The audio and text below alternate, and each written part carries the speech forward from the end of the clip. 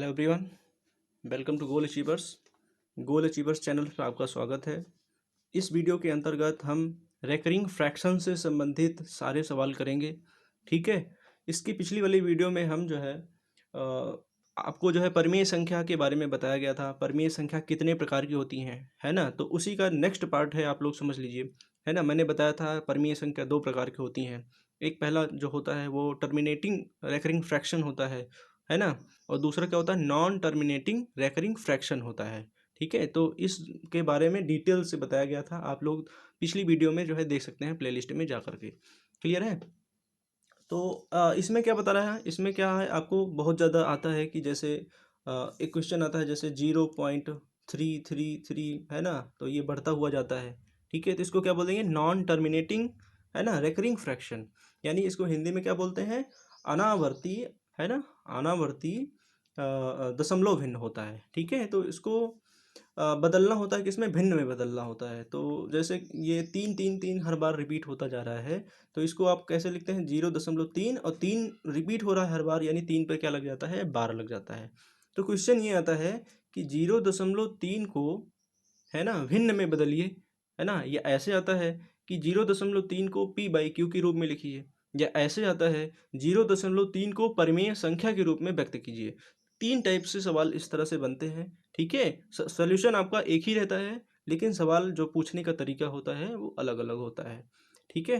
तो रेलवे में बहुत ज़्यादा क्वेश्चन आता है इस टाइप के, है ना। तो अभी जो पेपर हुआ था एनटीपीसी का, जो भी हुआ शिफ्ट का, ठीक है, उसमें इस टाइप के क्वेश्चन बहुत ज़्यादा पूछे गए थे।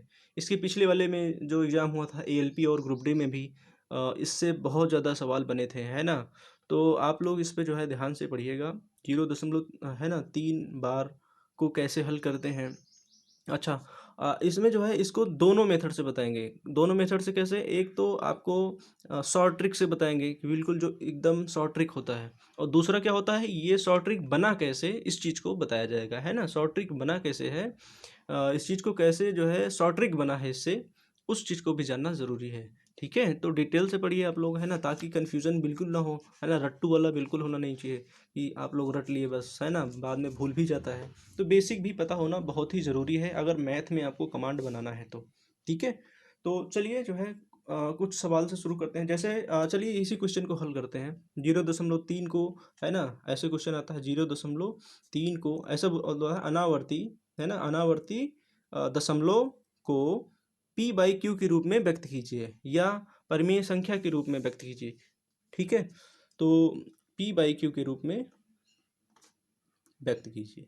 ठीक है। तो कैसे व्यक्त करना है, पहले जो है शॉर्ट ट्रिक समझ लीजिए। शॉर्ट ट्रिक जो है, और उसके बाद जो है आपको इसका एक्सप्लेनेशन देंगे कि ये आया, एक्चुअली आया कैसे है।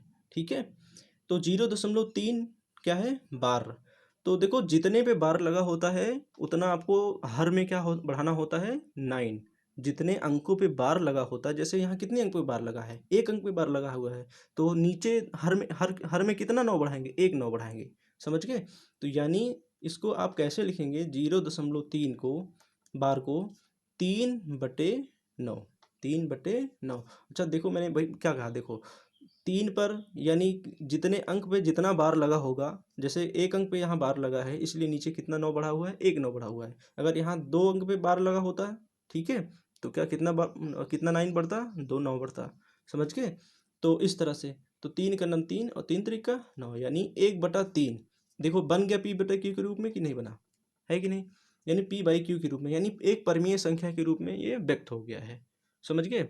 तो आपको इस तरह से सवाल को करना होता है। ये तो रहा जो है ट्रिक, है ना, ट्रिक। अब आप लोग जो है थोड़ा सा इसके बारे में एक्सप्लेनेशन भी जान लीजिए, ये बना एक्चुअली बना कैसे, ये ऐसे कैसे बन गया है ना। तो चलिए देखते हैं। क्लियर। तो 0.333 ये ऐसे ऐसे बढ़ता हुआ चला जा रहा है ना, डॉट डॉट डॉट। क्लियर है।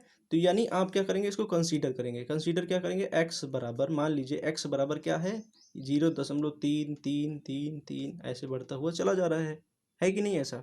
क्लियर है कि नहीं।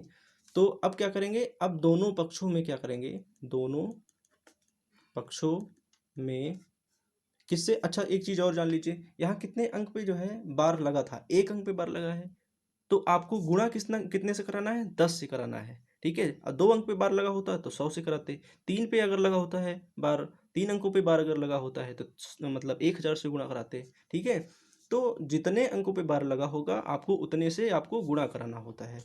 ठीक है, उतने जो है 0 से मिला करके गुणा कराना होता है दोनों पक्षों में। तो यहाँ कितने अंक पे बार लगा हुआ था, 1 अंक पे, यानी आपको क्या करना है, 10 से दोनों तरफ में गुणा कराना है। तो 10 से इसमें गुणा कराएंगे तो यानी क्या होगा, ये दशमलव हट जाएगा, 1 अंक पे इधर खिसक जाएगा, यानी 3.333 डॉट डॉट डॉट ऐसे चला जाएगा। क्लियर है कि नहीं क्लियर, है ना।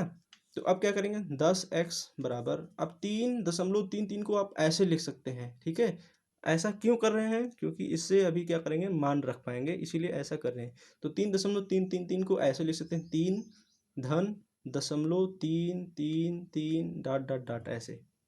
क्लियर है कि नहीं, ऐसा कर सकते हैं, बिल्कुल कर सकते हैं, है ना। तो 10x बराबर क्या हो जाएगा, 3 प्लस, देखो 0.333 को आपने कुछ माना है, हाँ बिल्कुल माना है, क्या माना है हमने, x बराबर माना है, x बराबर हमने माना है, यानी आप इसको क्या कर सकते हैं, x लिख सकते हैं। अब x को इधर पक्षांतर कर दीजिए, तो यानी क्या बन जाएगा, 9x, 9x बराबर क्या हो जाएगा, 3, यानी x बराबर क्या आ जाएगा, 3/9। अब 3 से काटिए, 1/3 आ जाएगा, यानी x का मान क्या आ गया, 1/3। यही तो आपको निकालना था, इसी में तो व्यक्त करना था b बाई क्यू के रूप में। ठीक है, तो आपका इसमें सोल्यूशन मिल गया। ठीक है, तो ये क्या रहा, ये एक्सप्लेनेशन है। ठीक है, इसी चीज़ को शॉर्ट ट्रिक में ऐसे लिखा जाता है। ठीक है, तो उम्मीद है आप लोगों को ये बात समझ में आई होगी। ठीक है, चलिए नेक्स्ट क्वेश्चन को करते हैं, अगला टाइप के क्वेश्चन को। अगला टाइप क्वेश्चन क्या है, क्वेश्चन है कि अनावर्ती दशमलव भिन्न है, अनावर्ती दशमलव 1.27 बार। ठीक है, 1.27 बार का को क्या करना है, परमेय संख्या के रूप में लिखना है, को क्या करना है, परमेय संख्या के रूप में आपको लिखना है। ठीक है, 1.27 बार को परमेय संख्या के रूप में आपको लिखना है। क्लियर है कि नहीं क्लियर। तो देखो यहाँ कितने अंक पे बार लगा हुआ है, आप देख रहे हैं कि 2 अंक पे बार लगा हुआ है। जब 2 अंक पे बार लगा हुआ है तो कितने 9 बढ़ाना है, 2 9 बढ़ाना है कि नहीं, है ना। अब क्या करना है, अब आपको, अब इसको भूल जाइए कि इस पे कभी कुछ बार भी लगा हुआ है ना। तो अब क्या करना है, अगर भूल जाएंगे तो क्या समझ में आ रहा है आपको, 127 दिख रहा है ना, फुल डिजिट क्या दिख रहा है, 127। तो आपको क्या करना है, 127 में से, अब ये सोचिए कि कितने अंक पे बार लगा हुआ था, आप कह रहे हैं कि 27 पे लगा हुआ है ना। तो 27 पे लगा हुआ है तो 27 इसमें क्या करना पड़ेगा, लेस करना पड़ेगा। ठीक है, 27 क्या करना पड़ेगा, नहीं 27 नहीं भाई, एक लेस करना पड़ेगा, जितने जिस पे बार नहीं लगा होता है। ठीक है, यानी एक, क्या हो जाएगा, एक। क्लियर है, तो 127 में से एक घटाएंगे तो क्या हो जाएगा, 126 और बटे 99। क्लियर है, तो क्या कटेगा अभी, क्या अगर कटेगा तो काटेंगे, अदरवाइज ठीक है ऐसे ही रहेगा। तो इसको काटिए, 3 त्रिका 9, 3 त्रिका 9, 3 चौक 12, 3 दूनी 6, क्या अभी और कटेगा, बिल्कुल कटेगा। तो 11 तियाँ 33 है ना, और 3 से अभी कटेगा, 3 का 3, 3 चौक 12, यानी 14/11 का ये वाला रूप लिखा गया है, 14/11 को। ठीक है, 1.27 बार के रूप में लिखा जाता है। ठीक है, तो आपका परमीय संख्या के रूप में व्यक्त हो गया कि नहीं हो गया, p बाई क्यू के रूप में, है ना। तो आपका ये रहा सोल्यूशन।